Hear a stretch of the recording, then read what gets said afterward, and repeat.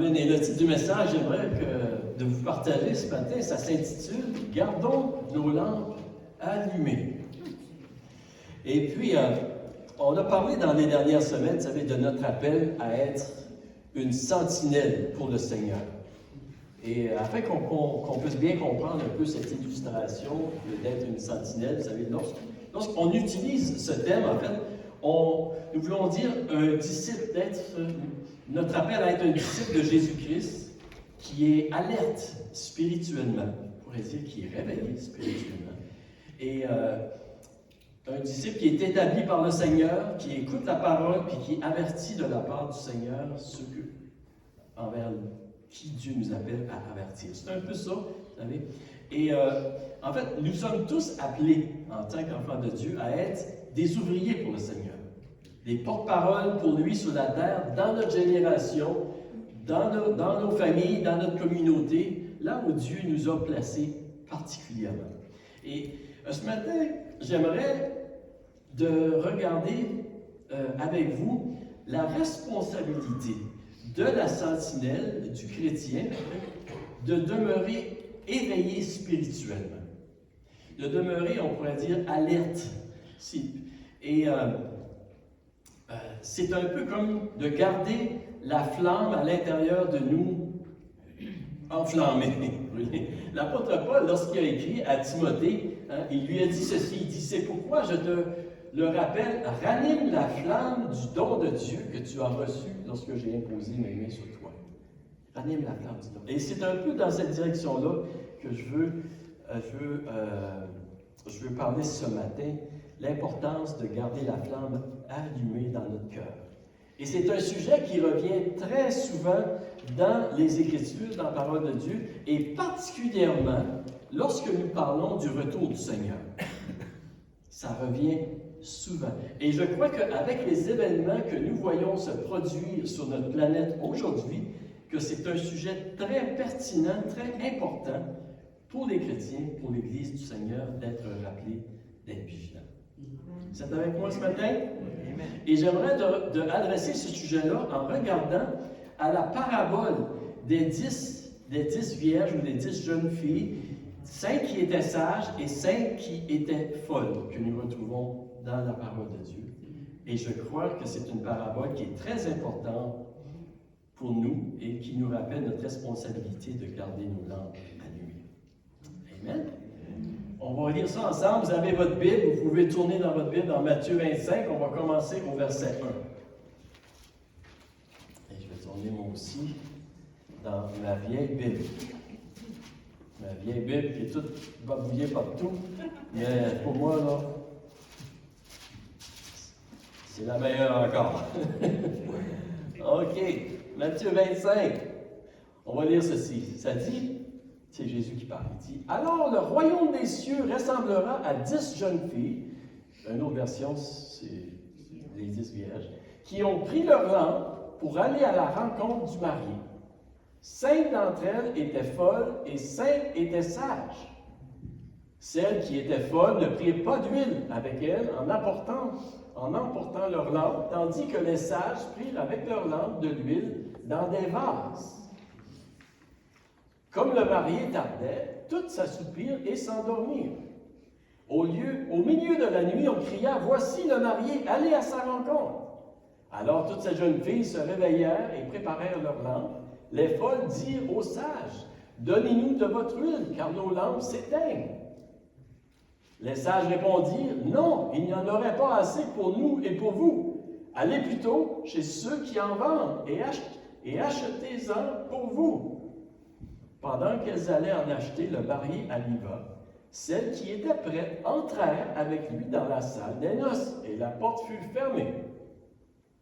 Plus tard, les autres jeunes filles vinrent et dirent, « Seigneur, Seigneur, ouvre-nous. » Mais il répondit, « Je vous le dis, en vérité, je ne vous connais pas. Restez donc vigilants, puisque vous ne savez ni le jour ni l'heure où le Fils de l'homme viendra. » On va prier. Seigneur, oui, bénis ta parole ce matin. Parle à nos cœurs, c'est ma prière. Aide-moi à partager ce message comme tu voudrais que je le partage, Seigneur. pour l'avancement de ton royaume, pour ta gloire, pour l'édification de ton Église et pour le salut du plus grand nombre. C'est ma prière, Seigneur. Et Saint-Esprit, parle à chacun de nous, que mes frères et mes sœurs ici n'entendent pas juste ma voix ce matin, mais surtout la voix de ton Esprit. Ta voix qui parle à nos cœurs. C'est ma prière, Seigneur. C'est au nom de Jésus que je te demande ces choses. Amen. Amen. La première chose que j'aimerais voir avec vous ce matin, c'est premièrement le contexte de ce texte ici. Le contexte biblique et le contexte culturel. Le contexte biblique, vous savez, lorsque Jésus a dit cette parabole-là, en fait, c'était dans un discours vers la fin de sa vie, un discours sur la fin des temps, sur qu'est-ce qui va se produire avant son retour. En fait, il répondait à la question des disciples. Les disciples lui avaient posé cette question-là dans Matthieu 24, lorsque ça dit « Il s'assit sur la montagne des Oliviers », et les disciples vinrent en particulier lui faire cette question « Dis-nous, quand cela arrivera-t-il, et quel sera le signe de ton avènement et de la fin du monde? » Et Jésus dans Matthieu 24, il a dit plusieurs signes, et dans Matthieu 25 aussi, il a utilisé des paraboles pour enseigner. Et en fait, ici, on voit que Jésus il était en train de prévenir, de préparer ses disciples, de les avertir concernant des événements qui vont se produire avant son retour. Et comme je disais, il a utilisé des paraboles pour nous aider à comprendre, vous savez. Et c'est vraiment dans ce contexte-là qu'on nous lisons cette histoire ici, cette parabole-là des 10 vierges.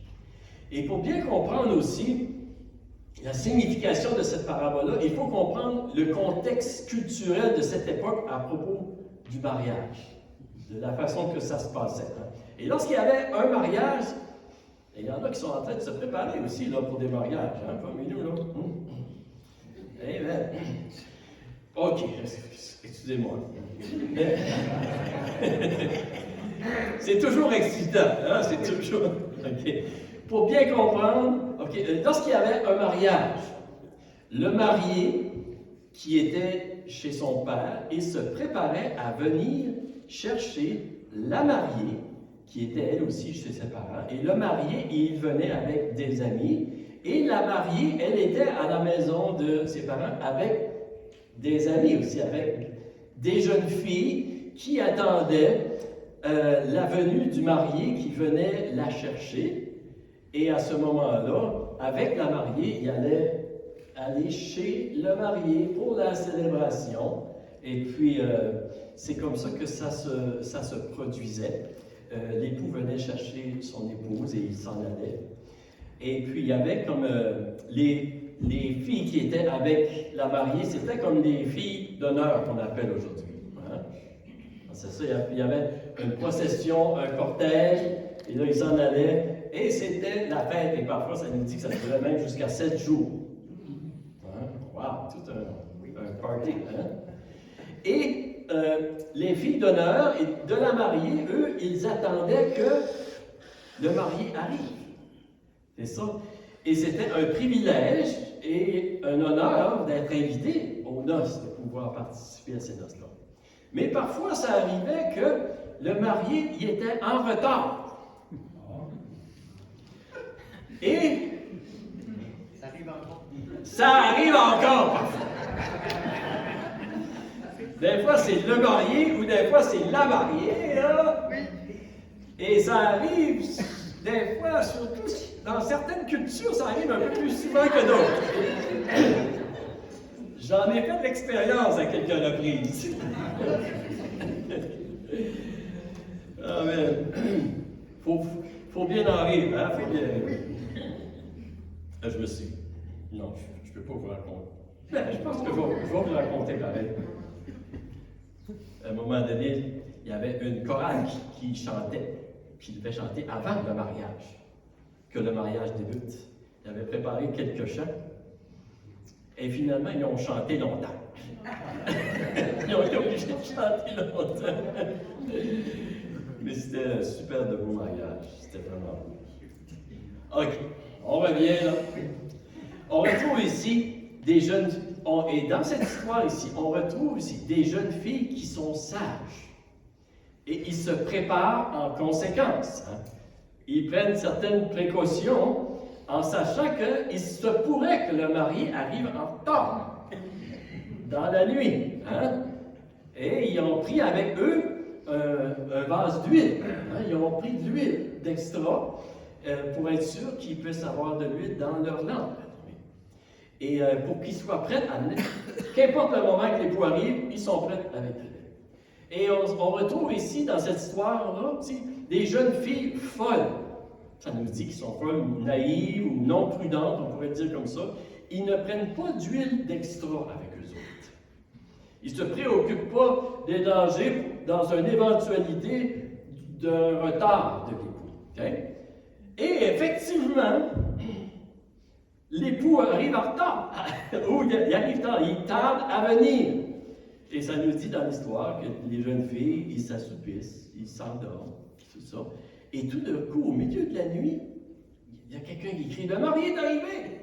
Le mari est arrivé! Allez à sa rencontre! » Et là, toutes les jeunes filles, ils se réveillent, ils se préparent pour accompagner le cortège avec le marié. Et ils commencent à préparer leur lampe parce qu'ils ont besoin de la lampe, c'est au milieu de la nuit. Les sages étaient prêts, eux autres, ils avaient leur lampe et de l'huile en réserve dans leur vase. Ils s'en allent. Les folles, eux autres, n'avaient pas d'huile en réserve. OK. Et ils disent aux sages, « Hey, donnez-nous de votre huile quand nos lampes s'éteignent. » Et les sages disent, « Non, on ne va pas vous en donner. Parce qu'il n'y en aurait pas assez pour nous, il n'y en aurait pas assez pour vous. Il n'y en aurait pas assez. C'est allez plutôt en acheter. Au milieu de la nuit, aller acheter de l'huile, là, même dans ce temps-là, c'était pas évident. Hein? C'était pas très sage. Hein? C'était pas vraiment très sage. Et pendant qu'ils y allaient, ça nous dit, le marié est arrivé.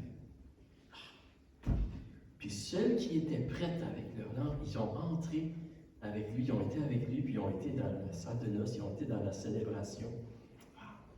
Et plus tard, ceux qui étaient folles, ça nous dit, ils ont essayé de revenir, mais il était trop tard, la porte était fermée. Puis le marié a dit, je ne vous connais pas. OK. C'est bien ça l'histoire. Qu'est-ce que Jésus voulait bien nous dire, nous communiquer à ses disciples? Qu'est-ce qu'il veut nous dire aujourd'hui à travers ce message-là? La première chose que je veux voir trois choses ce matin avec vous. Le Seigneur est en train de nous dire, puis de leur dire, soyez toujours prêts au retour du Seigneur. Soyez toujours prêts à n'importe quel moment. Dans le verset 13, on l'a lu, je veux juste le relire, il dit, restez donc vigilants, puisque vous ne savez ni le jour, ni l'heure où le Fils de l'homme viendra. OK.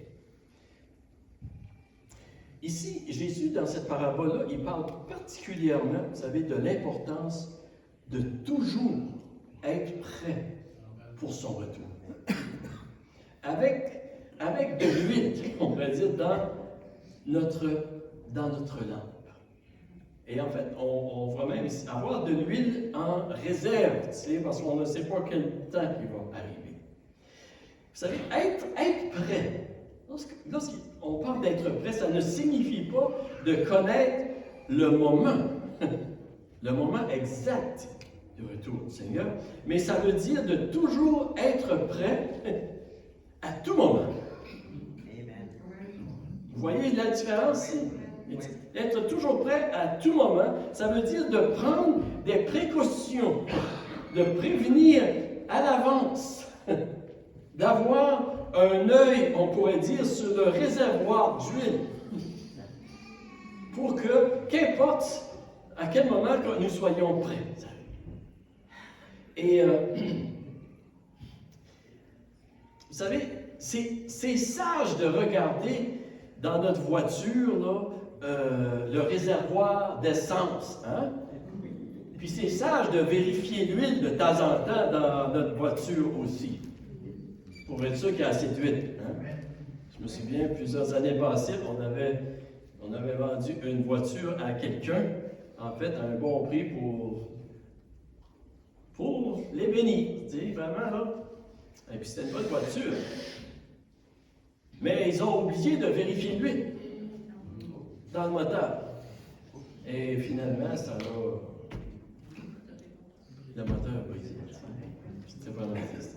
Tout ça pour vous dire, c'est important. Je prends cet exemple-là pour nous dire c'est important dans notre cœur de vérifier l'huile aussi. Lorsque Jésus nous dit d'être prêt, ça veut dire de rechercher à toujours maintenir une condition spirituelle dans notre cœur de préparation à sa venue à n'importe quel moment. Et c'est ça que Jésus nous parle ici vraiment, de l'importance de veiller, de garder notre cœur. Jésus exhorte dans cette parabole ses auditeurs à regarder profondément à l'intérieur d'eux. Il les encourage à une réflexion personnelle et profonde pour voir s'ils sont en train d'agir comme des sages ou comme des fous ou des folles. En utilisant l'exemple de la nécessité de l'huile dans une lampe. Est-ce que vous êtes avec moi ce matin? Il les encourage dans cette direction-là. Il les encourage, même il les avertit, on pourrait dire. Il est en train de les avertir. Et on pourrait dire que Jésus, ici, est en train d'effectuer le travail d'une sentinelle. Comme d'une sentinelle, vous savez, qui avertit des dangers qui s'en viennent ou des temps difficiles qui s'en viennent, qui sont tout loin. Ou on pourrait dire, il fait le travail comme un guide voyageur dans une excursion, qui avertit. Il avertit prenez-vous des bagages avec vous, là. Prenez-vous des bons bagages parce que la route, elle ne sera pas facile, ou il est en train de prévenir. Jésus ici, il voit la route qui ne sera pas toujours facile, qui sera ardue. Il dit, prenez de l'huile avec vous, des réserves. Soyez certains. Amen. Mais comment est-ce qu'on fait pour ça? OK, ça s'en vient. Ça s'en vient. Ça s'en vient. C'est une bonne question. Jésus ici, il fait le travail comme d'une sentinelle. Et vous savez que Jésus, il nous exhorte, nous aussi, à être comme des sentinelles.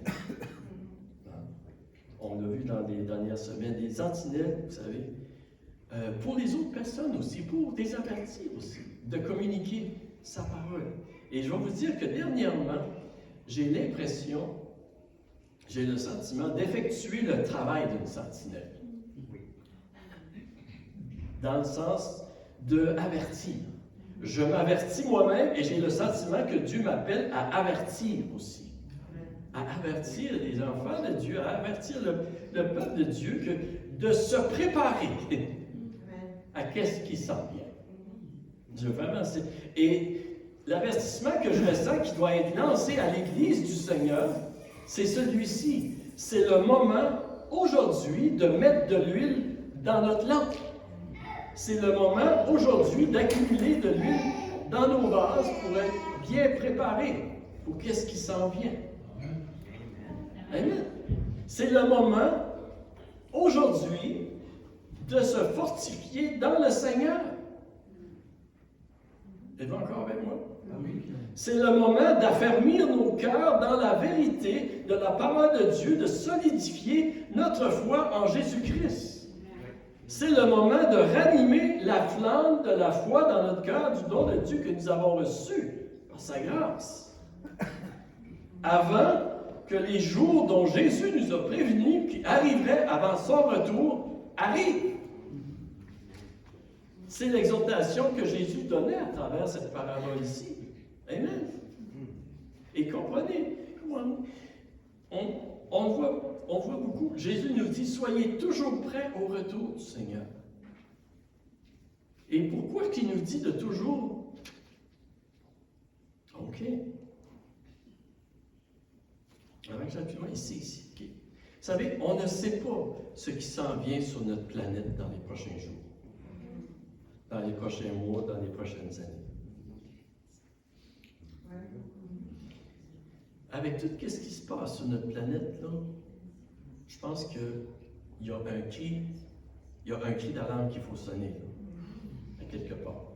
J'entendais cette semaine des commentateurs, vous savez, qui disaient que, et je sais que vous êtes au courant, mais je vais quand même le dire pareil, des commentateurs qui disaient que nous n'avons jamais été aussi proches d'une guerre nucléaire que depuis dans les années 1960, à un moment donné où c'était vraiment proche que ça explose.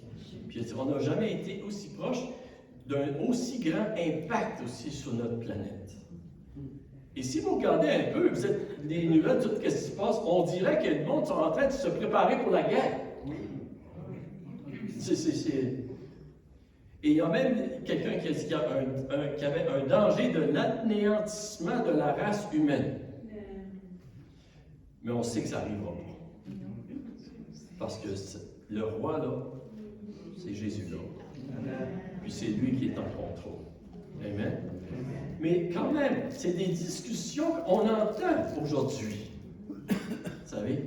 Et tout ceci pour nous dire qu'on ne devrait pas prendre les avertissements, les conseils de Jésus et des apôtres à la légère.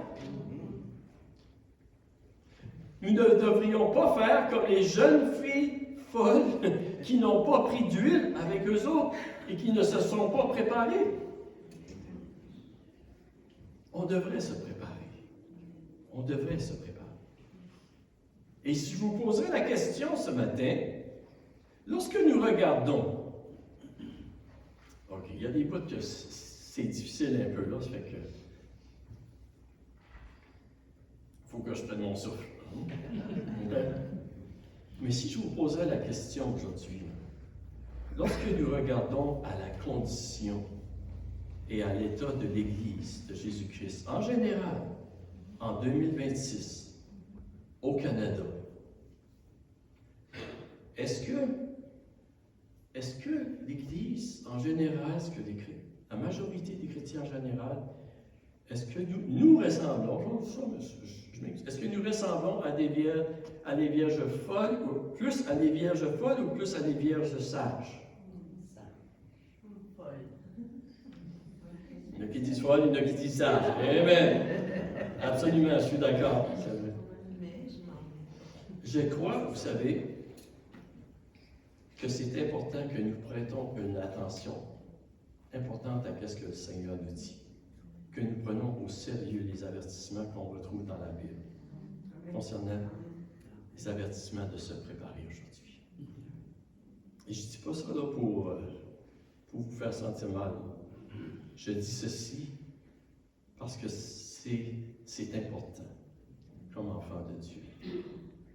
Comme enfant de Dieu, qu'on se prépare. Qu'on ne soit pas comme les vierges folles, et qu'on soit comme les sages. Deuxième chose que je veux voir avec vous ce matin, c'est dans ce texte-là, dans cette histoire-là, on pourrait dire que Jésus nous dit « Soyez toujours prêts pour des jours difficiles. » Soyez toujours prêts pour des jours difficiles. La Bible nous prévient, en fait, continuellement, ça revient. C'est pas moi qui le dis, là. C'est la Bible qui le dit, là. Il nous prévient qu'il y a des jours difficiles avant le retour du Seigneur. Est-ce que nous sommes prêts? Est-ce que nous sommes en train de se préparer? Jésus a dit ceci dans Matthieu 24. OK, ici, Matthieu 24, au verset 4, ça dit, Jésus leur répondit, faites bien attention que personne ne vous égare. En effet, beaucoup viendront sous mon nom et diront, c'est moi qui suis le Messie, et ils tromperont beaucoup de gens. Vous entendrez parler de guerre et de menaces de guerre. Ne vous laissez pas effrayer, car il faut que toutes ces choses arrivent. Cependant, ce ne sera pas encore la fin. Il dit, une nation se dressera contre une nation et un royaume contre un royaume. Il y aura en divers endroits des famines, des pestes, des tremblements de terre. Tout cela sera le commencement des douleurs. Alors on vous livrera à la persécution et l'on vous fera mourir. Vous serez détestés de toutes les nations à cause de mon nom. Beaucoup trébucheront alors et ils se trahiront, se détesteront les uns les autres. Beaucoup de prétendus prophètes surgiront et ils tromperont beaucoup de gens. À cause de la progression du mal, l'amour du plus grand nombre se refroidira, mais celui qui persévérera jusqu'à la fin sera sauvé. Cette bonne nouvelle du royaume sera proclamée dans le monde entier pour servir de témoignage à toutes les nations. Alors viendra la fin.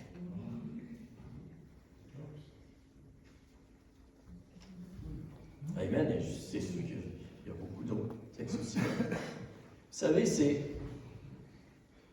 Jésus nous a prévenus qu'il y aurait des temps difficiles. Il nous a prévenus à plusieurs endroits, vous savez. Et la question que je voudrais qu'on se pose, est-ce que nous sommes en train de se préparer? Est-ce que nous sommes?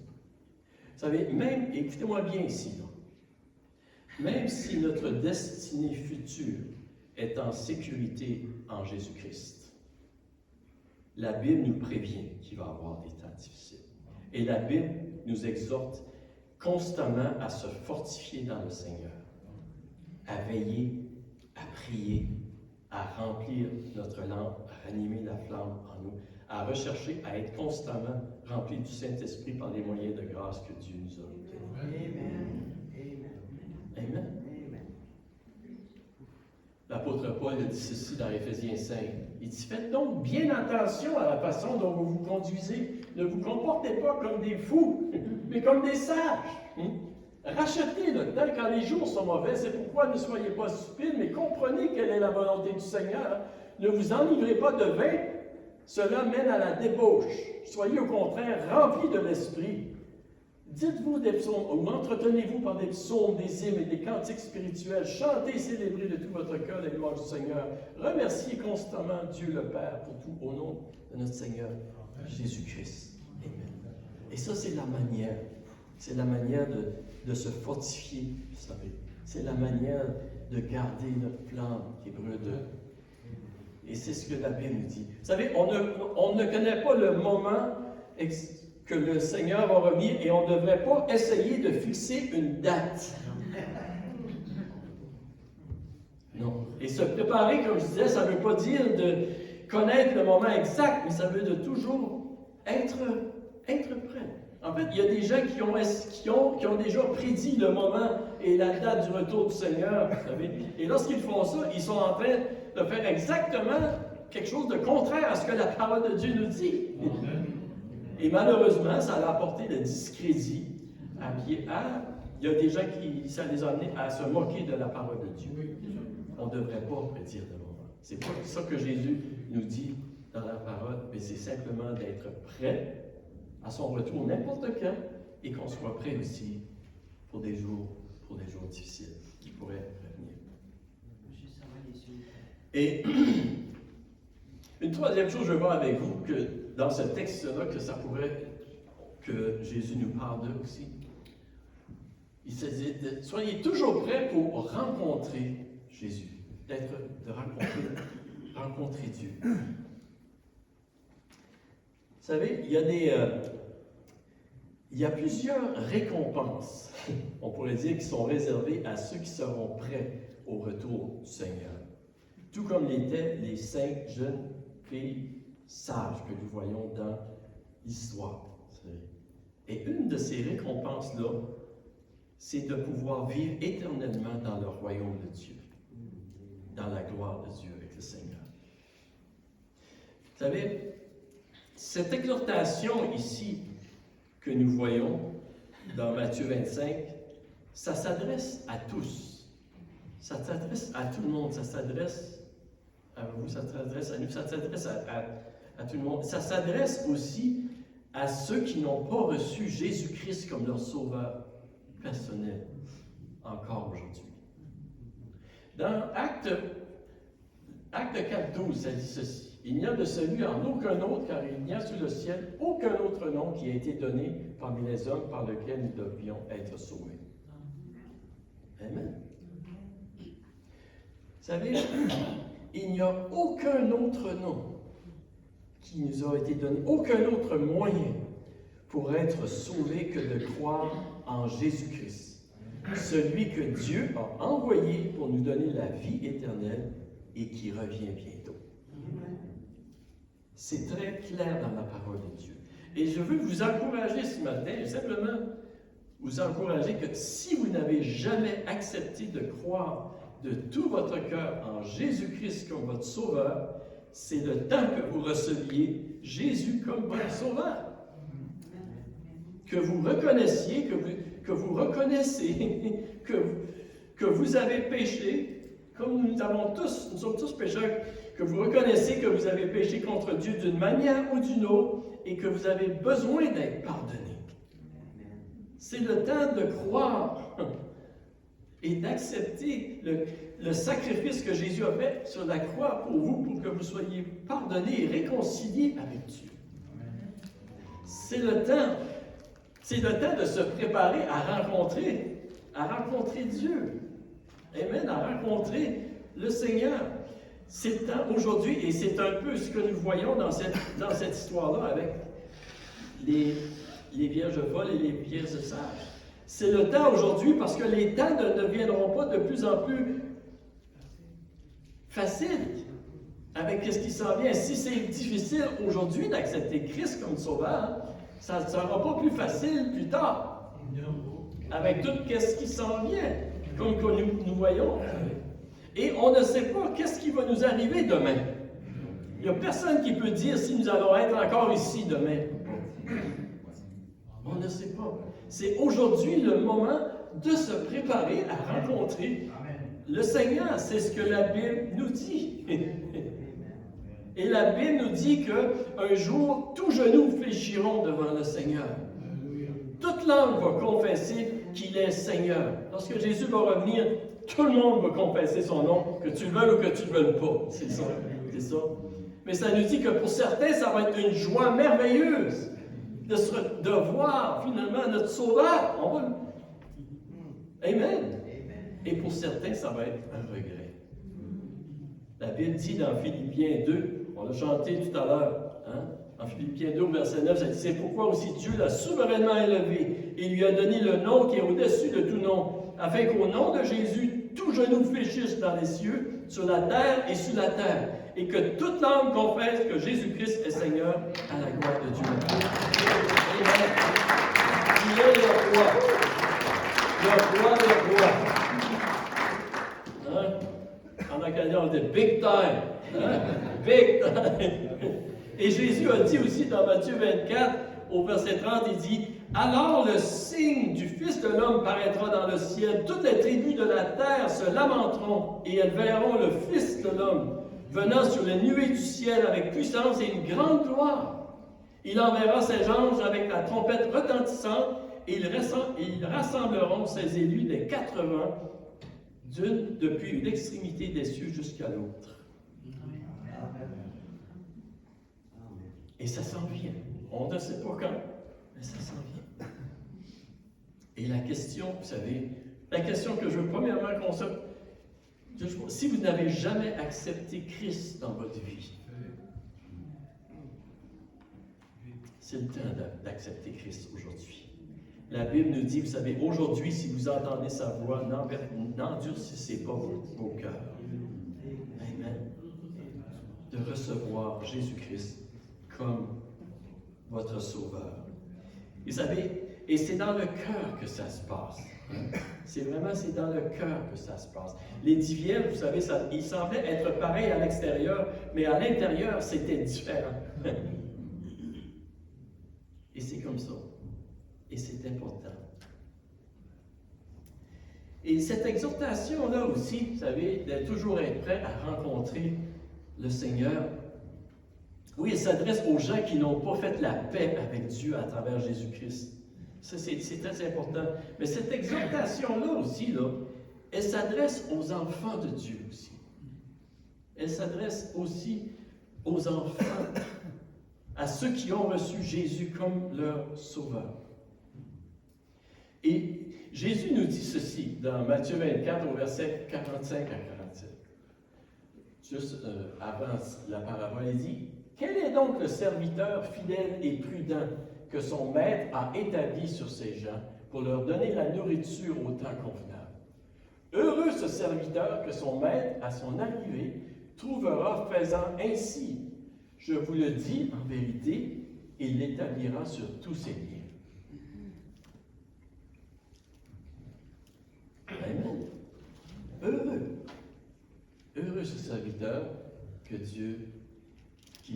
son maître va trouver à son arrivée en faisant ainsi, accomplissant en fait la volonté du Seigneur. Vous savez, nous ne voulons pas toujours entendre parler d'une différence des récompenses dans le Seigneur pour les enfants de Dieu, mais la Bible en parle. La Bible en parle. J'ai votre attention là. Et comprenez-moi bien, on ne sert pas le Seigneur pour les récompenses. Nous le servons par reconnaissance de sa grâce et de son amour sur notre vie. C'est pour ça qu'on sert le Seigneur. Mais la Bible nous parle aussi des récompenses à ceux qui vont le servir fidèlement. Et ces récompenses-là, nous devrions les rechercher parce que ces récompenses-là, ils vont glorifier le Seigneur de ce qu'il a pu accomplir à travers des vaisseaux comme vous et moi. C'est la raison pourquoi ce que nous voulons des récompenses. Ce n'est pas pour notre propre gloire, c'est pour la gloire de Dieu. Amen. L'apôtre Paul, il disait ceci à Timothée, lorsqu'il était prêt de quitter, il savait que sa mort était proche, il dit, « J'ai combattu le bon combat, j'ai achevé la course, j'ai gardé la foi. Désormais, la couronne de justice m'est réservée. Le Seigneur, le juste juge, me la donnera dans ce jour-là. Et non seulement à moi, mais encore à tous ceux qui auront aimé son avènement. » Amen. Et nos couronnes, c'est pour la gloire du Seigneur. Et je ne sais pas pour vous, mais moi, j'en veux des couronnes. Je veux des couronnes pour la gloire du Seigneur. Pour celui qui m'a aimé, c'est pour celui qui a par sa meurtrissure qui nous a sauvés. C'est pour ça que je veux des couronnes. Nos couronnes, c'est pour la gloire de Dieu. Et c'est pourquoi, vous savez, c'est pourquoi nous devrions rechercher de tout notre cœur à être prêts en tout temps pour le retour du Seigneur. Que notre lampe soit remplie d'huile et qu'elle brûle, parce que lorsque notre huile est remplie, vous savez, de la présence de Dieu, c'est là qu'elle peut briller comme un flambeau dans le monde pour apporter la lumière de Dieu dans notre monde. Pour la gloire de Dieu. C'est bien. Et une des plus grandes récompenses qu'on pourrait dire, ça va être de pouvoir de se tenir dans sa présence lorsque le Seigneur va revenir. On ne sait pas, c'est peut-être dans notre génération, peut-être que non, mais de se tenir. Et la Bible nous dit de se tenir debout lors de son retour.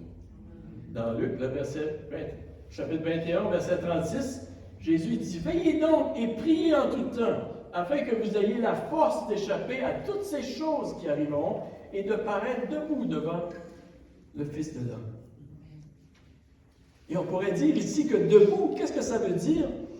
D'être debout, c'est que par la grâce de Dieu et par la force que Dieu nous a confiée, que nous avons resté fidèles à notre confession de foi, à servir le Seigneur, à notre appel, et que nous n'avons pas eu honte du Seigneur Jésus-Christ. Jusqu'au bout.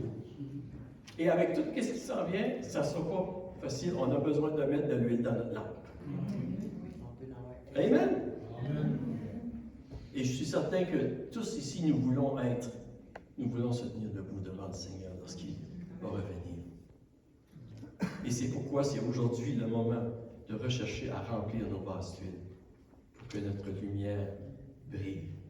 Et que ce soit par notre mort physique ou que ce soit par l'enlèvement de l'Église, ça ne fait pas de différence. Le Seigneur voudrait qu'on soit fidèle envers lui jusqu'à la fin, qu'on puisse vraiment être là. Et nous pouvons avoir la force de se tenir debout par la grâce de Dieu. Vous êtes d'accord avec moi? Absolument, absolument.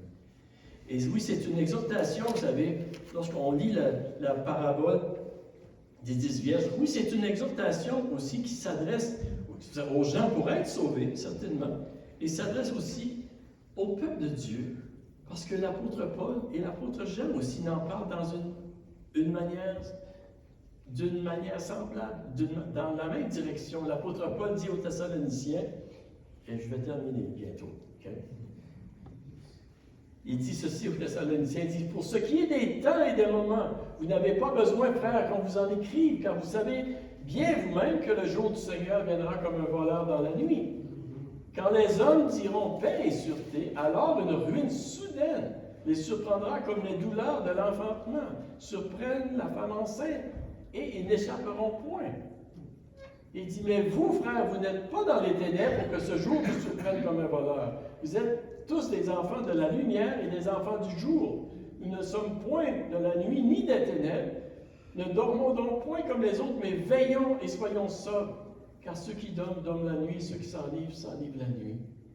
Il dit, mais nous qui sommes du jour, soyons sobres, ayant revêtu la cuirasse de la foi et de la charité, ayant pour casque l'espérance du salut, car Dieu ne nous a pas destinés à la colère, mais à l'acquisition du salut par notre Seigneur Jésus-Christ, qui est mort pour nous. Soit que nous veillions, soit que nous dormions, nous vivions ensemble avec lui. Il dit, c'est pourquoi exhortez-vous réciproquement et édifiez-vous les uns les autres, comme en réalité vous le faites. Amen. Une des façons, je pense, il disait comment est-ce qu'on peut remplir notre huile. Une des façons, c'est aussi en versant de l'huile les uns sur les autres, en s'encourageant les uns les autres, en s'exhortant les autres, en se supportant les uns les autres. Amen. Et l'apôtre Jean, il dit, et maintenant, petits enfants, demeurez en lui, ainsi nous aurons de l'assurance lorsqu'il apparaîtra, et nous n'aurons pas la honte d'être loin de lui lors de son retour.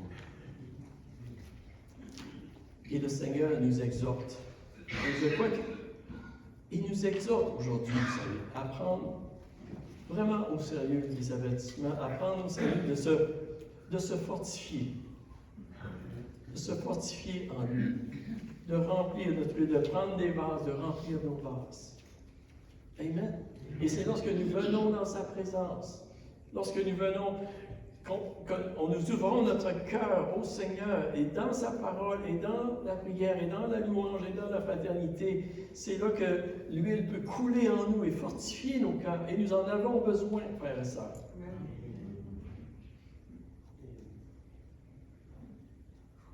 On en a besoin.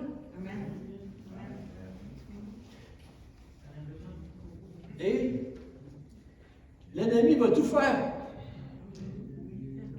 L'ennemi va tout faire pour nous éloigner de les sources de l'huile, de la présence du Saint-Esprit qui peut venir fortifier nos cœurs. Il va tout faire pour pas que ça brille à l'intérieur, pour pas que ça chauffe à l'intérieur, pour pas... Il va tout faire et nous devons être conscients de ceci. Nous devons être conscients de ce piège et de ce mensonge.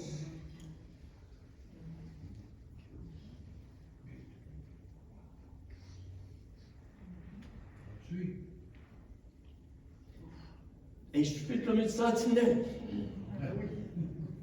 Et je crois que l'Église de Jésus-Christ en 2026 et au Canada, alors qu'on est béni par-dessus la tête, merci Seigneur. Merci Seigneur. Amen. Merci.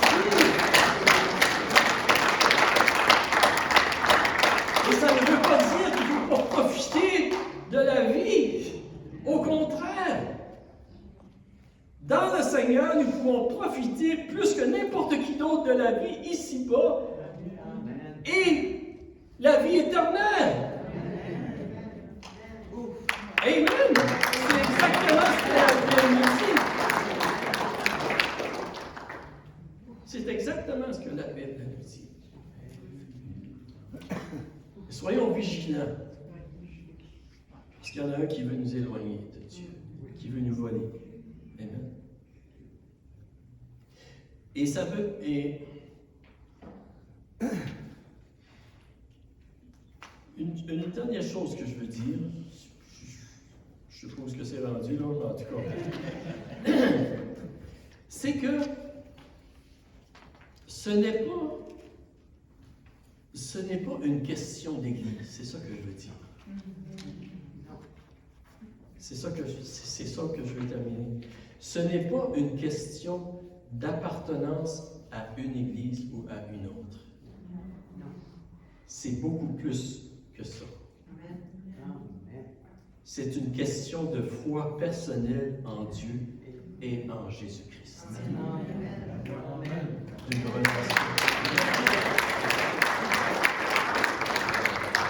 Et lorsqu'on va se présenter un jour devant le Seigneur, ou que lorsque le Seigneur va revenir, il ne nous demandera pas dans quelle église que tu faisais partie. S'il nous demande, c'est correct, mais non. Il va nous demander, qu'est-ce que tu as fait avec le Sauveur que j'ai envoyé, Jésus-Christ? Qu'est-ce que tu as fait avec Jésus-Christ? Amen. C'est ça qu'il va nous demander.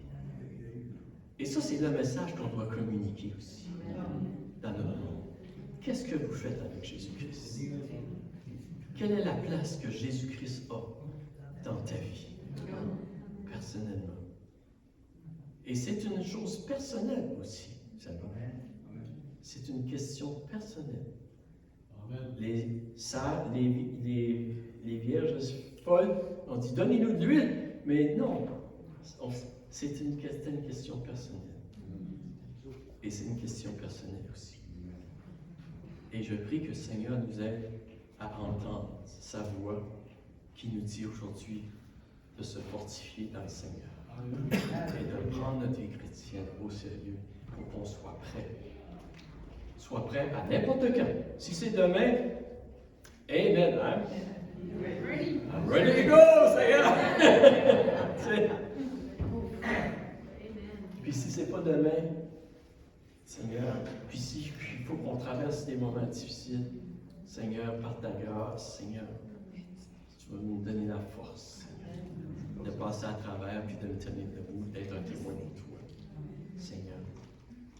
Je peux dire, la vache, la fille folle, elle a sa flamme. Elle a sa flamme. La fille folle. Oh, la fille folle. Le Seigneur veut qu'on puisse prier. Est-ce qu'on peut se lever debout ensemble? Je vais demander à l'équipe de revenir. J'aimerais qu'on pourrait prier ce matin. Alléluia, Seigneur. En fait, le chant que j'avais là, que vous chantiez, Lauréat, j'aimerais qu'on pourrait chanter ça. Est-ce qu'on peut prier ce matin? Si c'est votre prière, dire Seigneur, mets de l'huile dans ma lampe. On chantait un chant là, longtemps passé, je ne sais pas ça. Mets de l'huile dans ma lampe. Alléluia. Mets de l'huile dans ma lampe, je te prie. Mets de l'huile dans ma lampe, à moi bouillant pour l'éternité.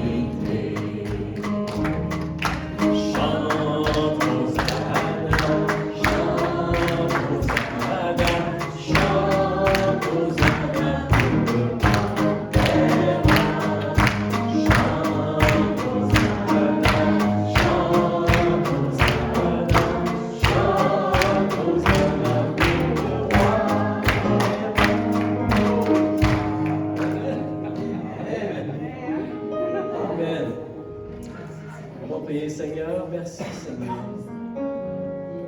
Merci Seigneur que tu nous dis, Seigneur, dans ta parole, de ne pas nous inquiéter, Seigneur. Tu nous dis, Seigneur Dieu, de chercher premièrement ton royaume et ta justice, Seigneur.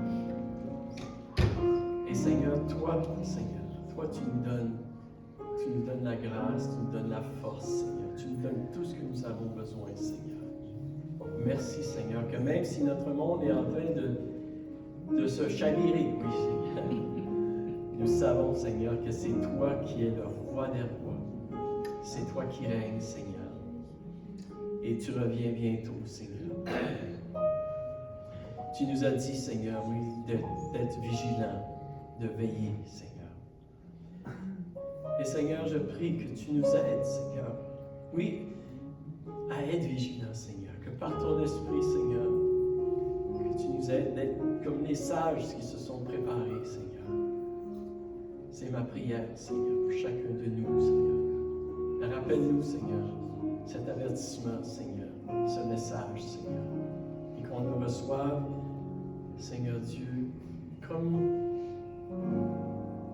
un message d'amour, Seigneur Dieu, que tu nous donnes pour chacun de nous, afin que nous puissions connaître, Seigneur, encore davantage toutes les richesses de ta grâce, de ta présence dans nos vies, Seigneur. Et d'être une lumière qui brille pour toi, Seigneur. Et qu'à travers des tempêtes, que nous ayons la paix qui surpasse toute l'intelligence, l'assurance, Seigneur, même la joie, Seigneur, en toutes circonstances. Par ta présence, Saint-Esprit, qui remplit nos cœurs,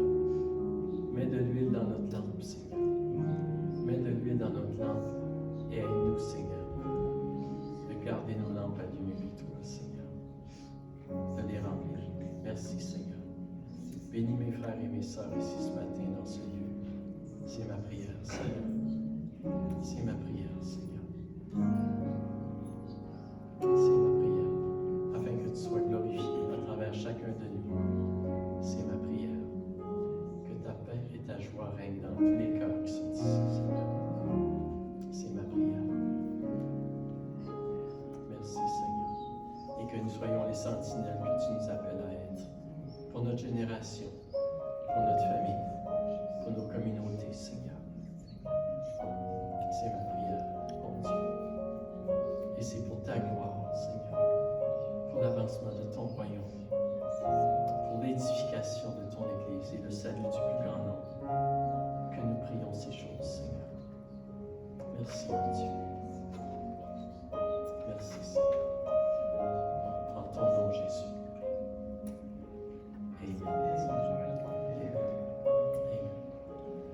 Amen. Chantez ce dernier chant. Et puis, que Dieu vous bénisse abondamment. Si vous n'êtes pas pressé, on va boire un petit café.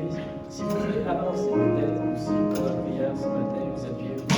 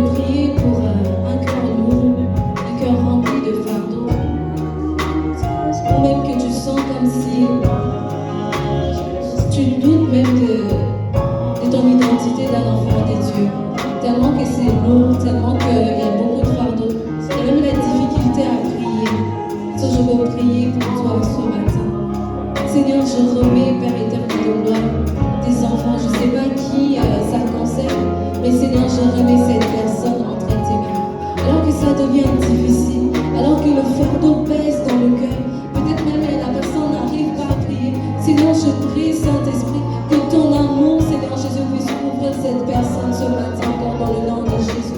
Alors que la personne même commence à douter si réellement tu l'aimes, la personne commence à douter si réellement elle est vraiment ton enfant. Seigneur, je prie, Seigneur, rencontre ce cœur ce matin. Seigneur, je décharge tout fardeau, Seigneur. Je décharge tout cœur, Seigneur, qui est rempli de fardeau, qui est rempli de doute, au Père éternel de gloire. Je prie, Seigneur Jésus, quand toi tu t'as dit, ma bien, Seigneur, venez à moi, vous tous qui êtes fatigués et chargés, je vous donnerai du repos. Seigneur, je prie pour le repos, Seigneur. Je prie pour le repos d'un cœur. Je prie pour le repos d'une personne. Alors que ça devient lourd, alors que ça devient difficile, Seigneur, je sais que tu peux prendre en charge. Seigneur, je sais que tu peux prendre ce fardeau. Seigneur, c'est pour cela que je viens déposer à tes pieds, Seigneur, tout fardeau, Seigneur Jésus. Nous venons déposer à tes pieds, Père éternel de gloire, toute crainte, toute doute, Seigneur Jésus, dans le nom de Jésus. Alors que tu nous donnes ce repos, Seigneur, je prie que pour un cœur, qu'un cœur sorte de façon déchargée ce matin, alors que tu étais rentré rempli de fardeau, alors que tu étais rentré, peut-être tu avais encore la difficulté à prier, des moments de prière, des moments d'intimité avec Dieu. Je prie dans le nom de Jésus que ce matin, que ce moment de prière soit restauré, que la restauration divine soit ton partage dans le nom de Jésus. Et Seigneur, je sais que tu vas le faire, Seigneur. Je sais que tu es là par ton amour, parce que tu nous aimes, Seigneur. Merci de remplir, Seigneur, nos cœurs, Seigneur, de ton amour. Merci de nous remplir, Seigneur, de ta connaissance de qui tu es. Que peu importe, Seigneur, que le vent, le tempête, ça peut souffler, Seigneur, qu'on n'oublie jamais.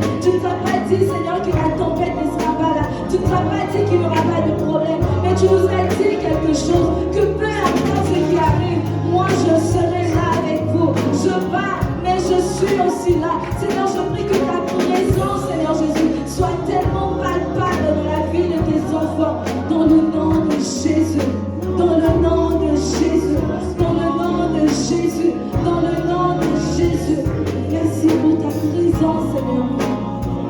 Merci, Seigneur Jésus, pour la paix qui surpasse toute intelligence. Merci de nous remplir, Seigneur Jésus.